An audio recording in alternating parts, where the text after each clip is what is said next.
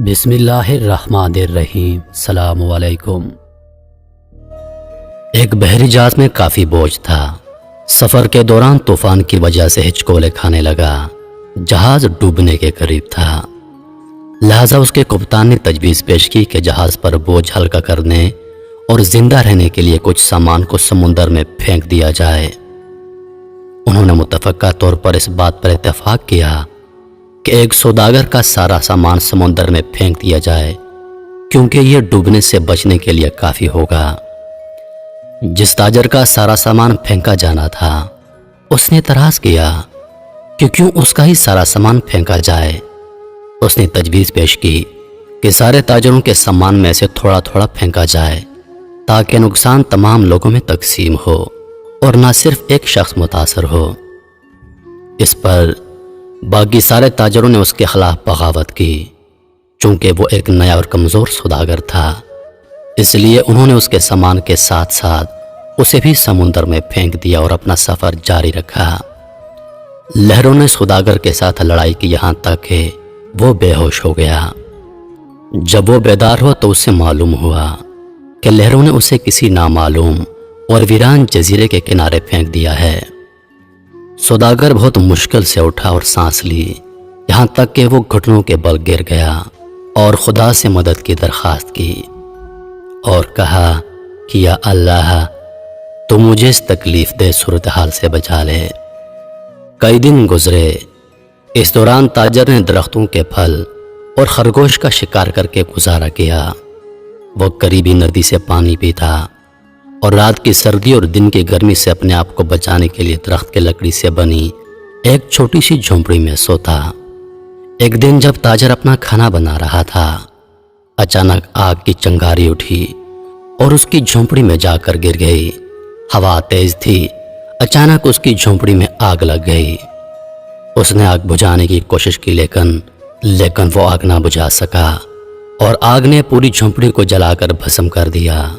سوداگر چیخنے لگا، فریاد کرنے لگا، کیوں رب، آخر میں ہی کیوں؟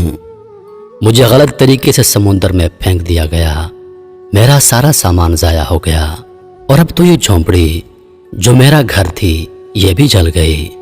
میرے پاس اس دنیا میں کچھ نہیں بچا اور میں اس جگہ پر اجنبی ہوں۔ یا رب، یہ ساری آفتیں مجھ پر کیوں آتی ہیں؟ سوداگر غم سے بھوکا ہی رات کو سو گیا، لیکن صبح ایک حیرت انگیز واقعہ اس کا انتظار کر رہا تھا۔ جب اسے جزیرے کے قریب پہنچنے والا ایک بحری جہاز نظر آیا، جہاز کے عملے نے اسے بچانے کے لیے ایک چھوٹی کشتی پانی میں اتاری۔ وہ کشتی پر بیٹھ گیا اور اس طرح وہ بحری جہاز پر سوار ہو گیا۔ جب سوداگر جہاز پر سوار ہوا تو خوشی کی شدت سے یقین نہیں کر پا رہا تھا۔ اس نے ان لوگوں سے پوچھا، آپ لوگوں نے مجھے کیسے ڈھونڈا اور میرا ٹھکانہ آپ کو کیسے ملا؟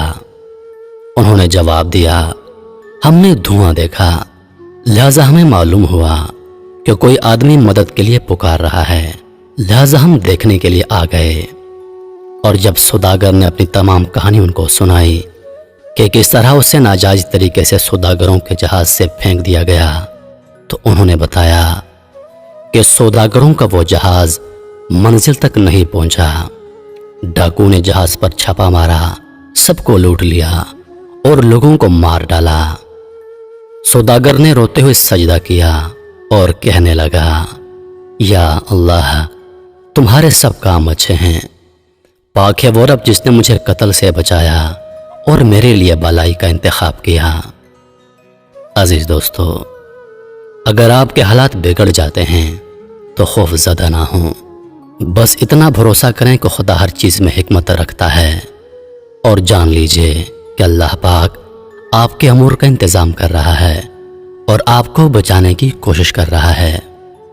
زندگی میں کبھی برے حالات ہوں، مشکلات ہوں، غربت ہو، بیماری ہو یا کوئی بھی تکلیف ہو، میرے عزیز دوستو، صبر کا دامن اپنے ہاتھ سے مت چھوڑیے اور اللہ پر ہمیشہ بھروسہ رکھیے کہ اللہ پاک جو کرتا ہے ہماری بہتری کے لیے کرتا ہے۔ یقین کیجئے کہ اگر انسان کو معلوم ہو جائے کہ اللہ پاک اس کے بگڑے ہوئے کام کیسے سنوارتا ہے، اللہ پاک ہمیں چھوٹی چھوٹی مشکلات دے کر کس طرح بڑی آفتوں سے بچاتا ہے تو انسان کا دل اللہ کی محبت سے پھٹ جائے۔ میں امید کرتا ہوں کہ ویڈیو آپ دوستوں کو پسند آئی ہوگی۔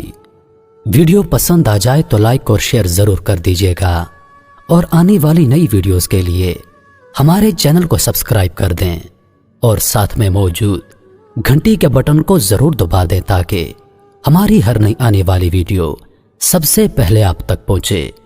مجھے دیجیے اجازت۔ سانسوں نے وفا کی تو اگلی بار ایک اور ویڈیو لے کر آپ کی خدمت میں حاضر ہوں گا۔ تب تک کے لیے خدا حافظ۔ اللہ پاک آپ سب کا حافظ و نگہبان۔ ہنستے رہیے اور ہمیشہ مسکراتے رہیے۔